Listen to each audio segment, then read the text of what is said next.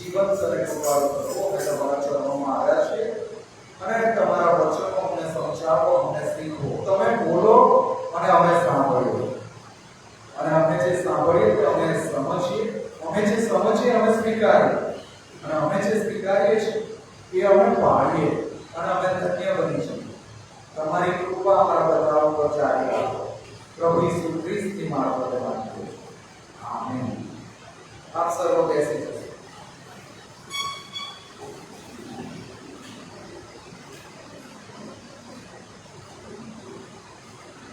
Praise the lord. આજના સમયનો બહુ મોટો પ્રશ્ન, બહુ જ અગત્યનો પ્રશ્ન, બહુ જરૂરનો પ્રશ્ન આજે હું તમને પૂછવા માંગુ છું. શું આપણે ખ્રિસ્તી જીવન જીવીએ છીએ? આપણે ખ્રિસ્તી જીવન જીવીએ છીએ ખરા? જો કોઈને કામના સ્થળે કે નોકરીના સ્થળે કે જેવા લોકો, જે લોકોને તમે વારંવાર મળો છો, જે તમને સારી રીતે ઓળખે છે, એ લોકોને પૂછવામાં આવે, આપણા વિશે પૂછવામાં આવે કે શું તે ખ્રિસ્તી છે, અને એ સમયે જવાબ શું હશે? શું એવો જવાબ આપણને મળે કે એમ કે હા એ તો ખ્રિસ્તી છે, એ તો પ્રાર્થના કર્યા વગર ખાતો નથી, એ તો કોઈને તકલીફ ના પહોંચાડે અને કોઈ એને તકલીફ પહોંચાડે તો એની સાથે બેસીને પ્રાર્થના કરે અને એ હંમેશા બધાને મદદ કરવા માટે તૈયાર. એ જે કંઈ કામ કરે એનું કામનું કદી જોવાનું ના હોય. જાણે એ જે કંઈ કરે છે જાણે પ્રભુ માટે ના કરતો હોય એમ બધું કામ કરે છે. શું કોઈ આપણા માટે આવું કહે ખરા? એના બદલે કોઈને પૂછવામાં આવે તો જવાબ શું મળે? હું જાણતો નથી, કોઈને ખબર ના આવે કે આપણે ખ્રિસ્તી. સાથે સાથે બીજું બધું છે, શું વાત કરો, ખ્રિસ્તીઓ આવા હોય? આ તો દારૂ પીવે છે, આ તો લોકોની નિંદા કરે છે, બધા જ પ્રકારના ખરાબ કામોમાં સામેલ હોય અને આવા ખ્રિસ્તીઓ આવા લોકો છે. કયા પ્રકારનો જવાબ આપણને પ્રાપ્ત થાય ખ્રિસ્તીઓ તરીકે? કેમ કે ખ્રિસ્તી એટલે શું? ખ્રિસ્તી એ ગુજરાતી શબ્દ છે. ખ્રિસ્તની પાછળ ચાલનાર, ખ્રિસ્તને અનુસરનાર. ખ્રિસ્ત અને ખ્રિસ્તની સાથે જેવો છે એ ખ્રિસ્તીઓ. તો પ્રભુ ઈસુ ખ્રિસ્ત પણ આ દુનિયામાં આવ્યા. પ્રભુ ઈસુ ખ્રિસ્ત દુષ્ટ લોકો મધ્ય જ આવ્યા. પ્રભુ ઈસુ ખ્રિસ્ત આ દુનિયામાં જે શૈતાન રાજ કરે છે એમાં આવ્યા અને એવા જ લોકોની સાથે રહ્યા જેવા લોકોની સાથે આપણે રહી રહ્યા છે અને છતાં એ પવિત્ર રહ્યા, એક પણ પાપ ન કરે. તો લોકોએ બહુ પ્રયત્ન કર્યા એમનામાં કંઈક ખરાબી શોધવાની, એમણે નિયમ તોડ્યો છે એવું સાબિત કરવાનું, એમણે પાપ કર્યું છે એવું સાબિત કરવાનું, પણ કદી કોઈ સફળ ના થયા. એમના વિરોધીઓ કદી સફળ ના થયા, કેમ કે એમણે પ્રભુના વચનો બરાબર પાડ્યા. એ પોતે પવિત્ર હતા, પૃથ્વી પર આવ્યા ત્યારે પવિત્ર રહ્યા અને એ સદાકાળ પવિત્ર છે. અને એ પ્રભુ ઈસુ ખ્રિસ્તે આપણને એટલા માટે તેડ્યા છે કે આપણે પણ પવિત્ર જીવન જીવીએ. પવિત્ર જીવન જીવીએ માટે આપણને તેડવામાં આવ્યા છે. અને બાઇબલમાં આ પવિત્રતાને બહુ જ મહત્વ આપવામાં આવ્યું છે. એટલું બધું મહત્વ આપવામાં આવ્યું છે કે બાઇબલમાં પવિત્ર અથવા તો પવિત્રતા એ શબ્દ 600 કરતા વધુ વખત લખવામાં આવ્યો છે. 600 કરતા વધુ વખત આ પવિત્રતા અથવા તો પવિત્ર એ શબ્દ લખવામાં આવ્યો છે. અને આપણે સમજી શકીએ છીએ કે કેટલું મહત્વની બાબત છે જેને બાઇબલ એટલું બધું મહત્વ આપે છે. અને એ જ પ્રભુના વચનોમાં લખ્યું છે કે હું પવિત્ર છું માટે તમે મારા જેવા પવિત્ર બનો. આપણને એટલા માટે તો તેડવામાં આવે છે કે આપણે પવિત્ર જીવન જીવીએ, આપણે શુદ્ધ જીવન જીવીએ, આપણે પાપ વગરનું જીવન જીવીએ માટે આપણને તેડવામાં આવે છે. પણ આજે આ માણસનું જે જે મગજ છે, માણસનું મન જે છે, એ જે વિચારે છે, એ જે નિર્ણય લે છે, એ પ્રમાણે માણસનું શરીર ચાલે છે. અને હકીકત એ છે કે સાચું અને પવિત્ર જીવન કે જેના માટે પરમેશ્વરે આપણને તેડ્યા છે, એ જીવન જીવવામાં સૌથી મોટો કોઈ દુશ્મન હોય તે આપણું પોતાનું મન છે, આપણું મગજ છે. આપણું મન અને આપણું મગજ જો મન મેલું તો વ્યક્તિના કૃત્યો પણ મેલા જ હોવાના. અને શૈતાન આ વાસ્તવિકતાને બરાબર જાણે છે. શૈતાન આ સમજે છે. અને એટલે શૈતાન લોકોના મગજમાં, શૈતાન લોકોના મનમાં કામ કરે છે. જ્યાં એને હુમલો કરવાનો છે ત્યાં સીધે સીધો એ હુમલો કરે છે. અને પછી જે કેવી રીતે ખબર પડે કે આ માણસનું મન એ ખ્રિસ્તથી દોરવાયેલું નથી, પણ શૈતાનથી દોરવાયેલું છે, તો એની સાબિતીઓ કેવી હોય? જેને બહુ ઝડપી ગુસ્સો આવી જાય તો એ કામ પ્રભુ ઈસુ ખ્રિસ્તનું નથી, એ શૈતાનનું કામ છે. શૈતાન આપણા મનમાં બીજાની ભૂલો આપણી સમક્ષતામાં લાવશે, બીજાની ભૂલો દેખાશે, કંઈ સારું દેખાશે. અને જો કોઈ આ વાસનાના વિચારો જેના મનમાં આવતા હોય અથવા તો એ બાબતમાં કોઈ નબળું હોય તો શૈતાન એના મનમાં એવા વિચારો લાવશે, એવા દ્રશ્યો લાવશે, એવી પરિસ્થિતિઓ લાવશે કે જ્યાં પડી જાય. જ્યારે કોઈ વ્યક્તિ લોભી હોય તો શૈતાનને ખબર પડી જાય છે, એટલે પછી એના મનમાં એવા વિચારો લાવશે કે કેમ કરીને વધારે ને વધારે પૈસા બનાવી લો, કેવી રીતે બધું બહુ ભેગું કરી લો, એવા જ વિચારો શૈતાન લાવશે.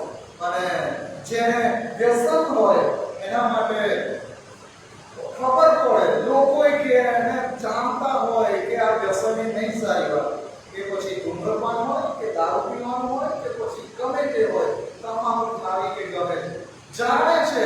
અને ના જાણતા હોય તો જ્યારે ખરીદે ત્યારે પેકેટ લે એટલે ગવર્મેન્ટનો રૂલ એવો છે કે ટોબેકોનું પેકેટ લેવાનું તો એની પર 80% જેટલી જગ્યા એમાં એની ગંભીરતા બતાવવાની, એનાથી કેવા પરિણામો આવે છે એ બતાવવાનું. એટલે કોઈના મોડાનો ફોટો જેને કેન્સર થયું હોય તો આપા એ જોઈને ચિત્રી ચડે, આમ એમ થાય કે ઓ બાપરે, અંદરથી આમ કમાટી આવી જાય. એવા ફોટા જેને જોઈને લેવાનું મન થાય એવું આકર્ષિત ના હોય, એવું આ જગતના લોકોએ કર્યું છે કે એનાથી બધા દૂર રહે.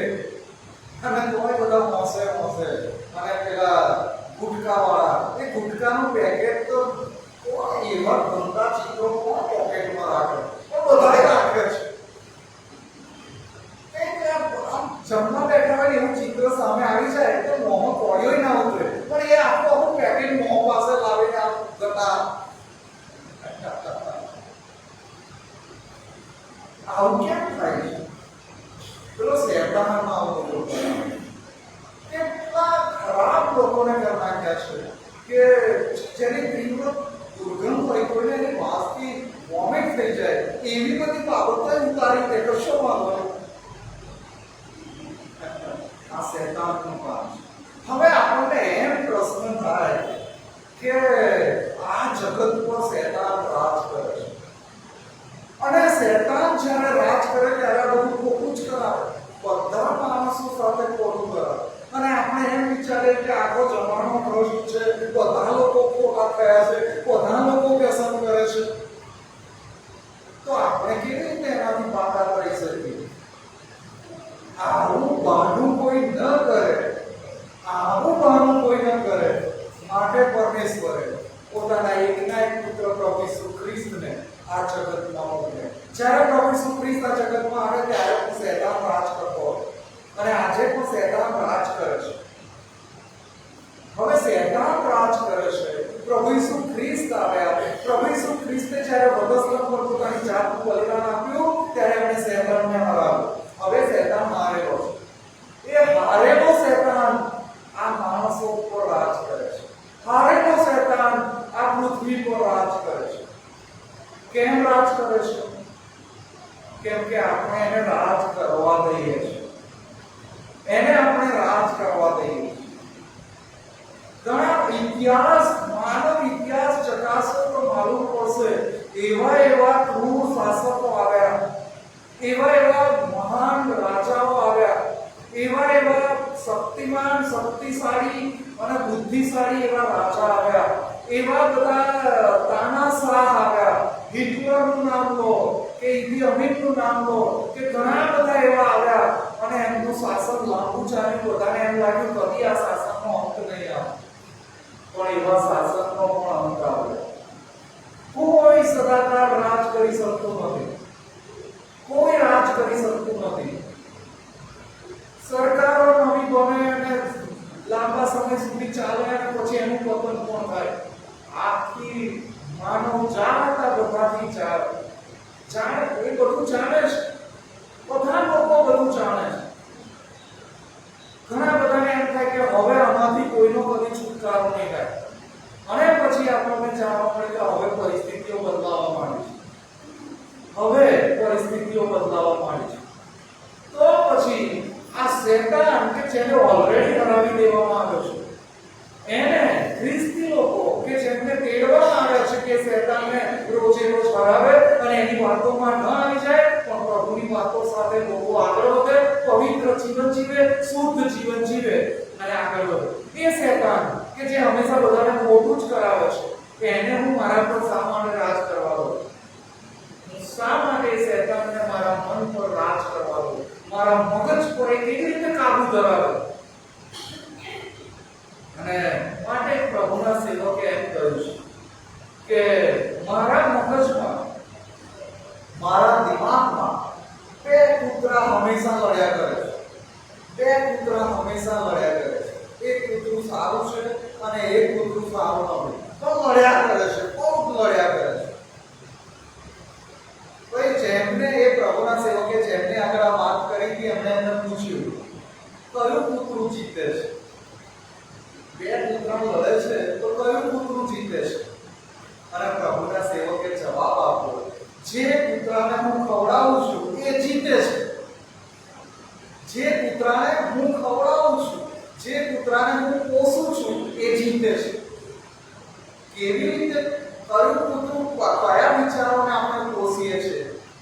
સારા વિચારોને જો પોષીએ, સારા વિચારોને વધુને વધુ વાગોળ્યા કરીએ તો સારું નીપજશે. ખોટા વિચારોને વાગોળ્યા કરશે ને એમાં રહેશે વ્યક્તિ, ત્યારે બધું ખોટું થશે. આજે પ્રભુ ઈસુ ખ્રિસ્ત બધાના માટે અવેલેબલ છે. એ બાહો ફેલાવીને કહે છે, એ પ્રતિકરણ 3:20 લખ્યું છે, જુઓ હું બારણા આગળ ઉભો રહીને ખટખટાવું છું. જે કોઈ બારણું ખોલશે, જે કોઈ મારી વાણી સાંભળશે, એની પાસે હું બહાર આવીશ, હું તેની સાથે જમીશ, તે મારી સાથે જમશે. એ કયું બારણું? આપણા હૃદયનું બારણું, આપણા મનના દરવાજા પ્રભુ ઈસુ ખ્રિસ્ત ખટખટાવે છે. અને આપણે પેલા શેતાનના ગુલામ થઈ ગયા, શેતાનના દાસ થઈ ગયા. તે રાજ કરે. અને પછી કેટલાક લોકો ગીતો ગાય, તે રાજ કરે, તે રાજ કરે. એવું ગીત છે ને? કોણ રાજ કરી રહ્યું છે? શેતાન, જે આપણા મન, મગજનો, દિમાગનો કબજો લઈ લે છે. એમાંથી છૂટવું એ બહુ જરૂરી છે. જો કોઈ અભિમાની વ્યક્તિ હોય તો શેતાન એના મનમાં વિચારો આવે, તું કેટલો સારો છે, તું કેટલો બધો સારો છે, અને જગતના લોકો કેટલા ખરાબ છે, અને આ બધું આવા વિચારો બધું જૂઠાણું છે. અને છતાંય આપણને એ સાચું લાગે. આપણને એ મનમાં હંમેશા એક દ્વંદ્વનું યુદ્ધ ચાલ્યા જ કરે. પણ બાઇબલ મન વિશે ઘણું બધું કહે છે. આ મન અને મગજ, દિમાગ વિશે ઘણું બધું આપણને કહે છે. બાઇબલ તો એટલે સુધી કહે છે કે આ હૃદય એ સૌથી કપટી છે, એમાંથી તો કપટ જ નીકળે છે. અને ઘણા બધા એમ કહે છે, તમારા દિલની સુનો, તમારા દિલની સુનો, તમારા હૃદયનું સાંભળો, તમારું હૃદય શું કહે છે. અને હૃદય પછી અંદરથી કપટ જ આવે, હૃદય અંદરથી બધું ખોટું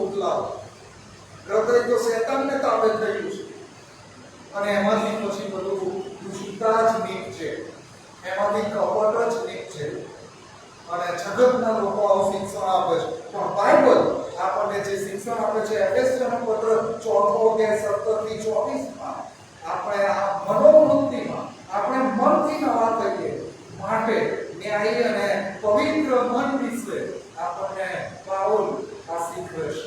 પ્રભુના વચનમાંથી આપણને શીખવા મળે છે. પણ તકલીફ એ છે કે આપણા બધાની પાસે શૈતાનથી નિયંત્રિત થયેલું સાંસારિક મન છે. અને એટલે જ આ એફેસિયન પત્ર લખતા એના બીજા અધ્યાયમાં 1લી કલમથી 13મી કલમમાં પાઉલ જે કહે છે તે આ પ્રમાણે છે: વળી તમે અપરાધોમાં તથા પાપોમાં મુયેલા હતા ત્યારે તેમણે તમને સજીવન કર્યા.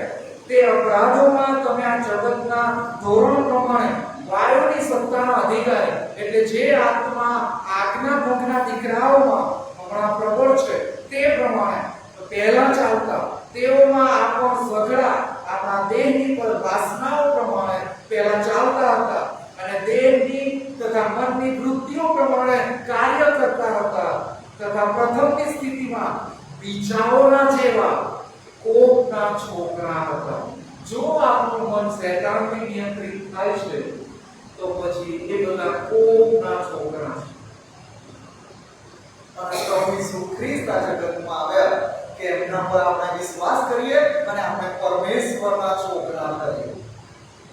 આપણે પરમેશ્વરના છોકરા બનીએ માટે આ જગતમાં પ્રભુ ઈસુ ખ્રિસ્ત આવ્યા. એમણે દુઃખ સહન કર્યું, મરણ સહન કર્યું અને ત્રીજે દિવસે મૃત્યુમાંથી ઉત્થાન પામ્યા. આજે પરમેશ્વરને જમણે હાથે બિરાજમાન. અને માણસોએ આ પ્રભુ ઈસુ ખ્રિસ્તની સુવાર્તા જાણ્યા પછી પણ આ કોપના છોકરા થયા છે. શૈતાનના દાસ, શૈતાનના ગુલામ થયા છે. કેમ કે પોતાનું મન એ પૂરેપૂરું શૈતાનના આધિપત્ય હેઠળ આપી દીધું છે. અને જે લોકો શૈતાનથી નિયંત્રિત થાય છે એમનું મન પછી ભૂંડવું ઈચ્છે છે. અને આ શૈતાન બહુ ગજબની રીતે લોકો ઉપર રાજ કરે છે. આદમ હવાના સમયથી એ હવાએ ફળ તોડીને ખાધું ત્યારથી એને એનું મન એના તાબે કરી દીધું હતું.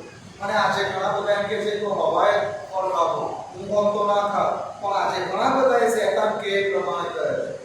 શૈતાન જે રીતે કે એ રીતે લોકો કરે છે. અને માટે નાના બાળકોનો વિચાર કરો, હજુ તો કઈ સારી બાબતો શીખે પહેલા, હજુ તો બોલતા શીખે પહેલા, પોતાની વસ્તુ હોય એ મારી પોતાની, બીજાની હોય એ ચૂકવી લેવાય. ક્યાંથી આવે એ મૂળ બાપ એ બાળકોમાં સાથે આવે છે. અને એટલે જ બધા લોકોને પાપની માફીની જરૂર છે. બધાને પાપની માફીની જરૂર છે. અને મનની જે ખોટી બાબતો છે એ ખોટી રીતે પ્રદર્શિત થાય છે. અને આ સાંસારિક મન વિશે જે પાઉલ વાત કરે છે એ મન અને હૃદય એકબીજા સાથે જોડાયેલું છે. એકબીજા સાથે જોડાયેલું. માંથી 9 અને 4 આપણી પાસે એવા પ્રભુ ઈસુ ખ્રિસ્ત છે કે કોઈ વ્યક્તિ એમની નજરથી છટકી ના શકે. કેમ કે માંથી 9 અને 4 માં લખ્યું છે: ત્યારે ઈસુએ તેઓના વિચાર જાણીને કહ્યું કે તમે તમારા મનમાં શા માટે ભૂંડા વિચાર કરો છો? તમે તમારા મનમાં શા માટે ભૂંડા વિચાર કરો છો? આ માણસો સામે ઉભા હતા, એ કઈ બોલતા નહોતા, એ કશું કરતા નહોતા, મનમાં વિચારી રહ્યા હતા. અને પ્રભુ ઈસુ ખ્રિસ્ત કહે છે તમારા મનમાં શા માટે ભૂંડા વિચાર કરો છો? અને આ સાંસારિક મન એ દુષ્ટ કૃત્યો તરફ દોરે છે. અને પાપીઓ એ એમના સ્વભાવના કારણે એ પાપ કરે છે. સ્વભાવના કારણે. એટલે પ્રભુ ઈસુ ખ્રિસ્તને જીવન સોંપ્યું એવો કોઈ દાવો કરતો હોય, કોઈ વ્યક્તિ વચનો શીખવતું હોય, કોઈ એમ કહેતું હોય કે હું સેવક છું, કોઈ એમ કહેતું હોય કે હું પવિત્ર આત્માથી ભરપૂર છું, કોઈ એમ કહેતું હોય કે હું બાળક છું, કોઈ એમ કહેતું હોય કે હું પ્રભુનો નમ્ર સેવક છું, કોઈ ગંભીર એવા દાવા કરે, પણ જો એ પાપ કરે છે તો એનામાં એક પાપી સ્વભાવ છે. પાપ થઈ જાય અને પાપ કરવું એમાં ડિફરન્સ રહેલો છે. પાપ થઈ જાય અને પાપ કરવું. અને એટલે જ ઘણી બધી વખત હું પણ પ્રાર્થના કરું છું ત્યારે પ્રભુ પાસે માંગુ છું, જાણી જોઈને અને અજાણતામાં કરેલા પાપોની માફી પ્રભુ મને આપો.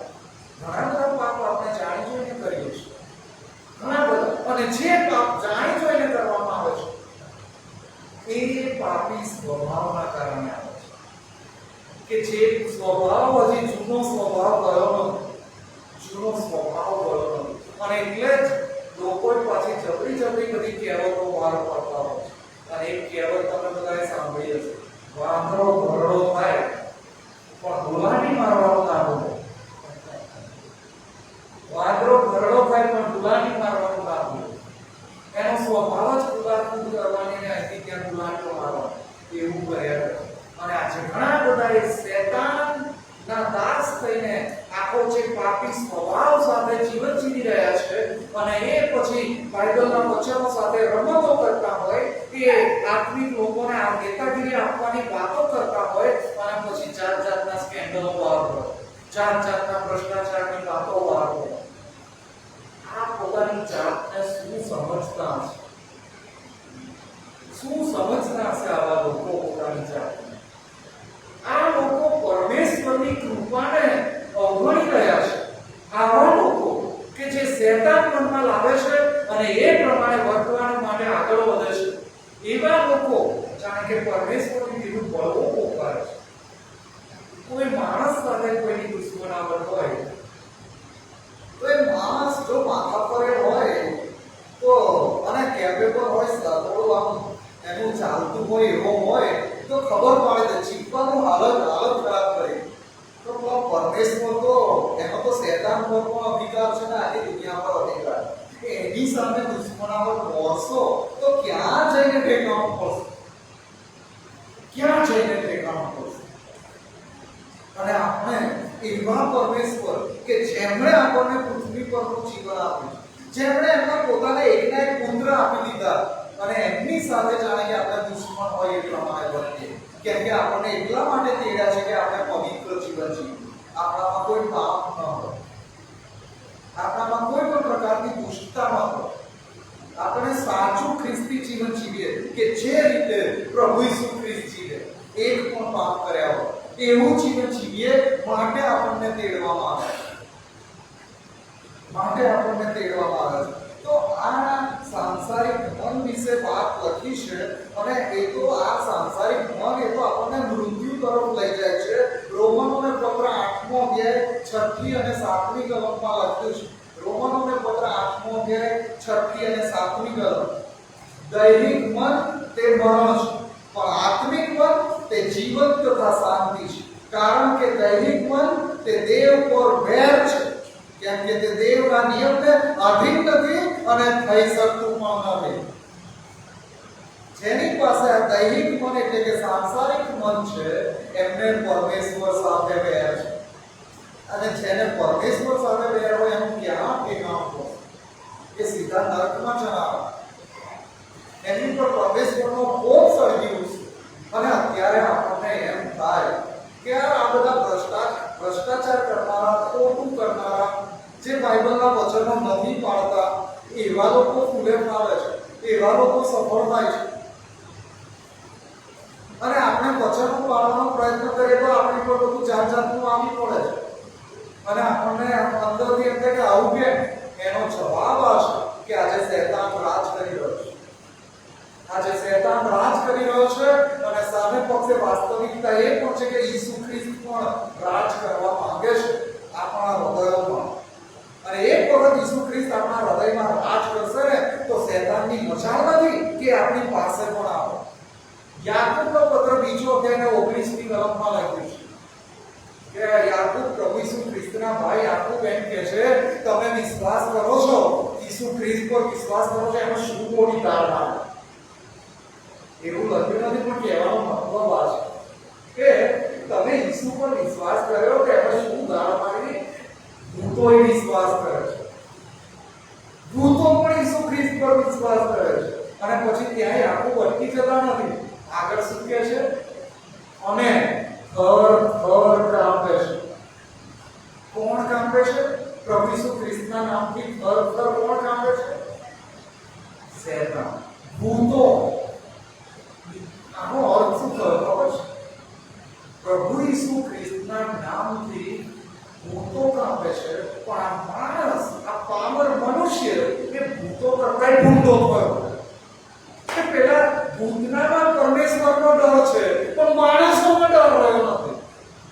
માણસોમાં પરમેશ્વરનો સહેજે ડર રહ્યો નથી. બોલો. અને ભૂતો કરતા ઢૂંઢા થયા. અને એટલે કોઈ મને પૂછતું હતું કે ઈસુ ખ્રિસ્તના સમયમાં ભૂતો હતા અને અત્યારે ખાસ કોઈ ભૂતો કેમ જોવા નથી મળતા. ક્યારેક કંઈક પાછું સાંભળવા પડે કોઈને મળ્યું છે, પણ એ ઓછું હોય છે. અને હવે તે બધું અંધશ્રદ્ધામાં ખપાઈ જાય. એટલે મને પ્રશ્ન થતો હતો કે ઈસુ ખ્રિસ્તના વખતે બધા ભૂતો હતા, એવા ભૂતો હવે કેમ જોવા નથી મળતા, અથવા તો એવી પરિસ્થિતિ કેમ નથી થતી. આ ભૂતોનો પાછો આખો વિષય અલગ છે. એટલે એ ફરી ક્યારેક આપણે શીખીશું. પણ કેમ ભૂતો અત્યારે એવી રીતે બધાને ચેલેન્જ તેને ઓળખતા નથી? એનું કારણ છે માણસ જ ભૂતો કરતા ભૂંડો થયો છે. તો હવે ભૂતની જરૂર જ નથી. માણસોએ ભૂતોનું કામ કરવા માંડ્યું, માણસોએ શૈતાનનું કામ કરવા માંડ્યું. એટલે હવે ભૂતો નવરા બેઠા છે. અને ભૂતો પાછા માણસો મરી જાય ભૂતો નથી બનતા. એ જ પેલા પડી ગયેલા ભૂતો જે શૈતાનની સાથે જેમને નીચે ફેંકી દેવામાં આવે એ ભૂતો હોય છે. હવે એ નિરાંતે બેઠા છે અને રાજ કરે છે લોકોમાં. કેમ કે માણસોએ પોતાના હૃદયો એમને સોંપી દીધા. માણસોએ હૃદયો શૈતાનને સોંપી દીધા. એ હૃદય માટે પ્રભુ ઈસુ ખ્રિસ્ત જન્મી ગયા. તમારું હૃદય આજે ખોલો, મનના દરવાજા આજે ખોલો. ઈસુ ખ્રિસ્તને અંદર આપવા આમંત્રણ આપો. ઈસુ ખ્રિસ્તને હૃદયમાં રાજ કરવા દો. અને એ પ્રભુ ઈસુ ખ્રિસ્ત એમનું રાજ્ય આપણા જીવનમાં સ્થાપશે. એ પ્રભુ ઈસુ ખ્રિસ્તના રાજ્યની શરૂઆત, પરમેશ્વરના રાજ્યની શરૂઆત મારા હૃદયથી થાય છે.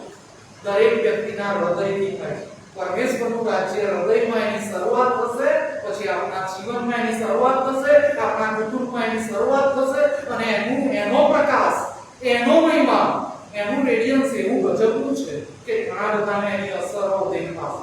પહાડ પર વસાવેલા નગર સમાન પ્રકાશિત થયું ઈસુ જ્યારે પરમેશ્વરનું રાજ્ય આપણામાં શરૂ થશે. અને એ આપણા મનમાં, આપણા હૃદયમાં એની શરૂઆત થાય છે.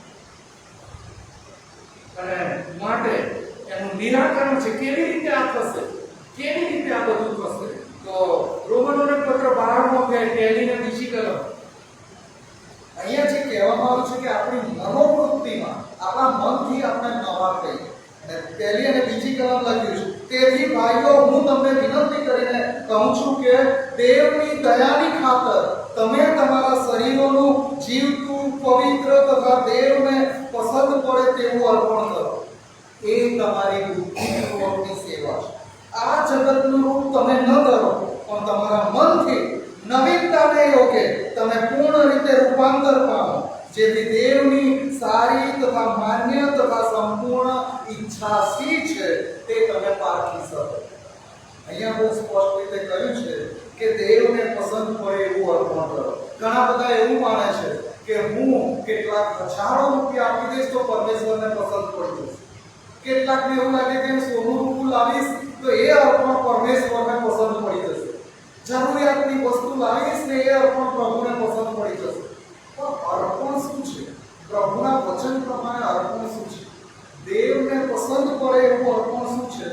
કે મારા શરીરનું જીવતું, પવિત્ર અને પરમેશ્વરને જેવું જોઈએ છે, એમને જે પસંદ છે એવું હું અર્પણ કરી દઉં. એટલે કે કંઈ સારું કરવા માટે થઈને મારે નુકસાન વેઠવું પડે અથવા મારે કંઈ વેઠવું પડે તો એ પ્રભુ તરફનું મારું અર્પણ છે. એ અર્પણ પ્રભુના ચરણોમાં માન્ય થાય છે. આ નાણાં દાન એ તો મારા જેવા સેવકોના પગાર માટે તમે આપો છો કે અમે તમને વચનો શીખવ્યું. પરમેશ્વરને અર્પણ ક્યારે થાય? જ્યારે હું એમનું વચન પાડવા માટે કંઈ સહન કરું, કંઈક જતું કરું, કંઈક નુકસાન વેઠું, ત્યારે હું પરમેશ્વરને અર્પણ કરું છું. બાકી તો આ તમારા દામોથી મંગળી થાય, બીજું કશું નહીં. મંગળી ટકી રહે. એક નામવાળી, એક લેબલવાળી, એક બેનરવાળી મંડળી તકીરે મંડળી સમૃદ્ધ થાય ને મંડળી જે રીતે ચાલે એ રીતે ચાલ્યા કરે. એ પછી ડચકા ખાતી ચાલતી હોય કે પછી સમૃદ્ધ રીતે ચાલે, પણ આ બધા કામોથી એ મંડળી ચાલવાની. અને ખ્રિસ્તને અને પરમેશ્વરને કયા આપવાનું છે? પ્રભુનું વચન પાળવા માટે મેં જો કહી ગઈ, પરમેશ્વરને પસંદ પડે એવું મેં કર્યું, એ પરમેશ્વરને આપવાનું. હું જે કંઈ કરું એ જાણે કે પ્રભુ માટે કરી રહ્યો છું, એ ભાવ સાથે, એ ભાવના સાથે જ્યારે કરું ત્યારે પરમેશ્વરને અર્પણ થાય, ત્યારે આપણું અર્પણ પરમેશ્વરને પહોંચે. બીજું બધું દાન, અર્પણ એ પરમેશ્વરના વચનો પાળવાના, પ્રભુના જેવા થવા માટે જે નુકસાન એ છે તે આ નિરાકરણ છે કે આપણે નવા થઈએ. ક્યાં સુધી જૂનાને જૂના રહીશું? ક્યાં સુધી જૂના સ્વભાવ સાથે જીવીએ? અને આ જૂનો સ્વભાવ એ વાતની સાબિતી છે કે શૈતાન હજુ રાજ કરી રહ્યો છે, અને આપણે પ્રભુને પસંદ પડે એવી રીતે જીવી નથી શકતા. તો કેવી રીતે આ મનનું નવીનીકરણ કરે? બે રીતે થાય છે. પહેલી રીતે છે કે પોતાની રીતે. અહીંયા કોઈ ગેરસમજ ઊભી ના કરે. પોતાની રીતે એટલે પોતાની બુદ્ધિથી નહીં, પોતાની શક્તિથી નહીં, પોતાના ચાતુર્યથી નહીં, પણ કઈ રીતે? તો પ્રભુના વચનો, ઊંડા વિચારોથી દૂર રહી. બીજો કોરંથી 10મો અધ્યાય 4થી કલમથી 6થી કલમ. બીજો કોરંથી 10 4થી કલમથી 6થી કલમ. કેમ કે અમારી લડાઈના હથિયાર સાંસારિક નથી, પણ દેવની સહાયથી કિલ્લાઓને તોડી પાડવાને તેઓ સમર્થ છે. અમે વિતંગડા વાદોને તથા દેવના જ્ઞાનની વિરુદ્ધ જે કંઈ માથું ઉચકે છે તેને તોડી પાડીએ છીએ, અને દરેક વિચારને વશ કરીને ખ્રિસ્તની અધીનતામાં લાવીએ છીએ. અને જ્યારે તમારું આજ્ઞા પાલન સંપૂર્ણ થશે ત્યારે સર્વ આજ્ઞાપનનો બદલો વાળવાને અમે તૈયાર છીએ. આ પાઉલના શબ્દો છે કે કેવી રીતે પરમેશ્વર જે લડાઈના હથિયારો પવિત્ર આત્મા દ્વારા પ્રાપ્ત થાય છે, અને દેવની સહાયથી શૈતાનના કિલ્લાને તોડી પાડે છે, અને વિતંગડાવાદો અને દેવના જ્ઞાનની વિરુદ્ધની બધી વાતોને જે કંઈ માથું ઉચકે એ બધાને તોડી પાડીએ છીએ. પણ આપણે તો બાઇબલની વાતો જાણીએ, કોણ સંબંધ બગાડે, કોણ ખોટો પડે, મારે શું, અરે જેમ ચાલે છે ચાલવા દો. પણ અહીંયા પ્રભુનું વચન આપણને શું કહે છે? પ્રભુનું વચન એ કહે છે કે દરેક વિચાર બસ કરીને ખ્રિસ્તની અધીનતામાં લાવવાનું છે, અને દેવના જ્ઞાનની વિરુદ્ધ જે કે માથું ઉચકે એને તોડી પાડવાની વાત છે. એટલે આ લડાઈની કે લડવાની વાત નથી, આ વિચારોની વાત છે. અને એટલે જ બધાને પોતાનો વિચાર રજૂ કરવાનું આ સ્વતંત્રતા આપી છે. પરમેશ્વરે પણ આપી છે, બધાને નિર્ણય શક્તિ આપી છે, વિચાર શક્તિ આપી છે કે જેનો ઉપયોગ થવો. અને ગવર્મેન્ટને વચ્ચે આવવા દીધી નથી, કેમ કે વાણી સ્વાતંત્ર્ય, વૈચારિક રીતે બધા અલગ અલગ હોઈ શકે, એ સંવિધાનમાં આપણને છૂટ આપે છે. અને આપણે કહીએ મારે શું ચાલે છે એમ ચાલવા દો. તો પછી પરમેશ્વરના માટે કોણ ઉભા રહેશે? પરમેશ્વર. અને આ પાછું પરમેશ્વરનું રાજ્ય આમ અટકીને જાય, આપણે કશું નહીં કરીએ, પણ આ તો મારામાં પરમેશ્વરના રાજ્યની શરૂઆત થઈ છે, તો હું પરમેશ્વરના જ્ઞાનની વિરુદ્ધના કોઈ પણ વિચારને હું તોડી પાડીશ. એવા વિચારોને ભૂલવા પાડવા નહીં દઉં, મારામાં પણ નહીં અને મારી આસપાસ પણ નહીં. સારી બાબતોનો વિચાર કરીને, જેમ ફિલિપીઓને પત્ર 4 અધ્યાય અને 8મી કલમમાં લખ્યું, ફિલિપી 4 અને 8, છેવટે ભાઈઓ જે કંઈ સત્ય, જો શું વિચારવાનું, સારી બાબતોનો વિચાર એટલે શું? જે કંઈ સત્ય, જે કંઈ સન્માનપાત્ર, જે કંઈ ન્યાયી, જે કંઈ શુદ્ધ, જે કંઈ પ્રેમપાત્ર, જે કંઈ સુકીર્તિમાન, જો કોઈ સદ્ગુણ કે જો કંઈ પ્રશંસા હોય તો આવી બાબતોનો વિચાર કરો. બીજા બધા નકારાત્મક વિચારો નહીં, પણ આવા બધા વિચારો કરો. અને મહત્વની બાબત, પવિત્ર આત્માને આપણામાં કાર્ય કરવા દઈએ, અને એ પવિત્ર આત્મા આપણને શુદ્ધ દોષની ભાવના, ઊંડા વિચારો જે આપણી આસપાસ હોય છે એ બધામાંથી પવિત્ર આત્માની મદદથી આપણે એમાંથી બહાર આવી શકીએ છીએ. એ પવિત્ર આત્મા આપણને સહાય કરે છે. મનને નવું કરવા માટે પવિત્ર આત્માને કાર્ય કરવા દઈએ અને આપણી પોતાની જાતને આપણે સત્ય કરીએ. ઊંડા વિચારોને ભાગોળવાનો આવે, એને પોષણ આપવાનું નથી. અને સામાન્ય હોય, સર્વસામાન્ય હોય, બધા લોકો માનતા હોય, બધા લોકો કરતા હોય, પણ એનો અર્થ એ નથી કે સ્વીકાર્ય છે. આપણે જાણી લેવું જોઈએ કે પરમેશ્વરને શું સ્વીકાર્ય છે, પરમેશ્વરને શું સ્વીકાર્ય છે એ જાણી લેવાની જરૂર છે.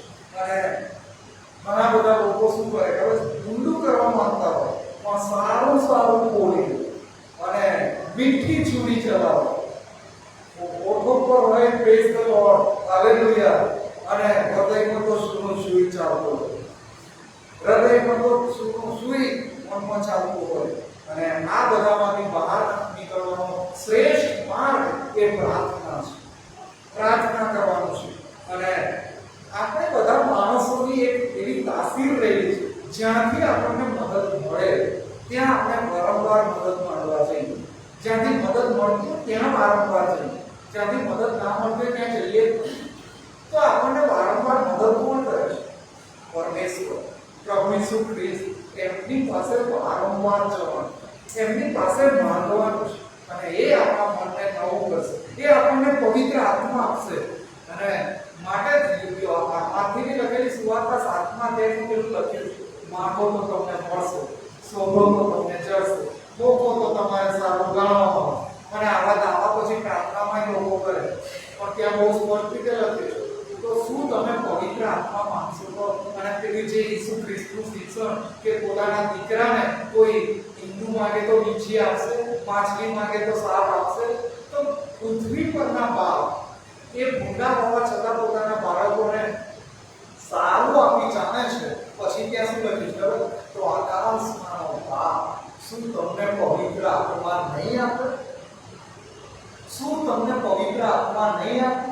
અને આપણે ઘણી બધી વખત પ્રભુ પાસે માંગતા હોય કે જે આપણને સહાયરૂપ થાય, અને એ પ્રભુ પાસે માંગવાનું. છેલ્લી એક વાત કરીને આપણે પૂરું કરીએ.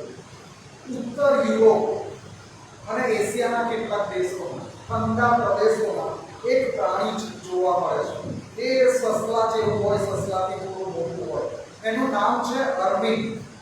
અર્મિટ નામનું પ્રાણી છે.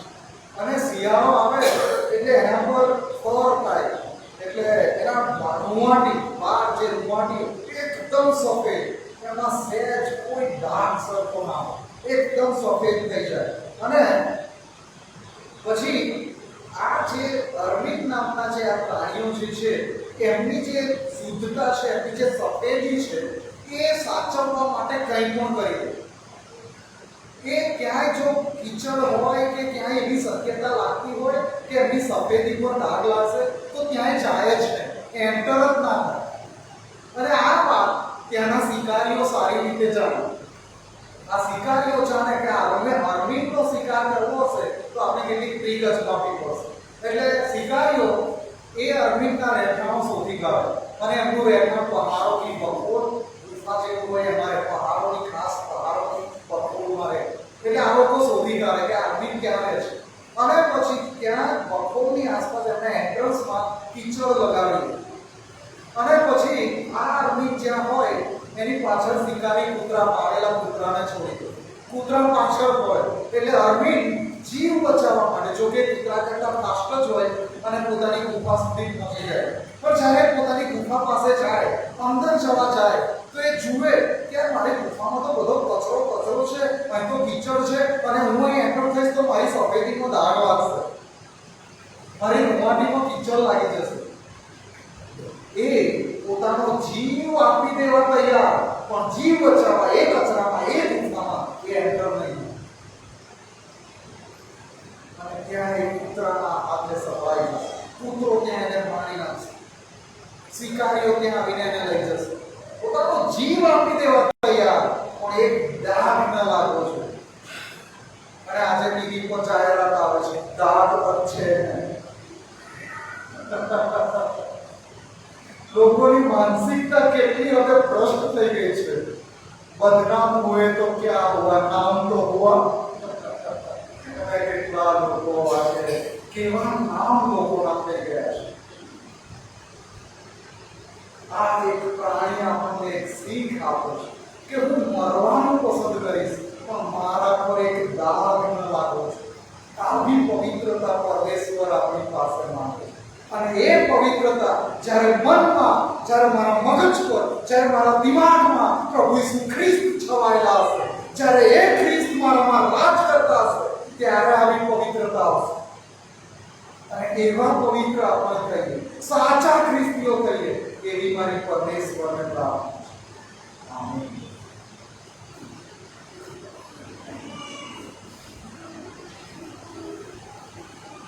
आओ આપણે ભજન સંગ્રહમાંથી ગીત નંબર 259 ગાઈએ।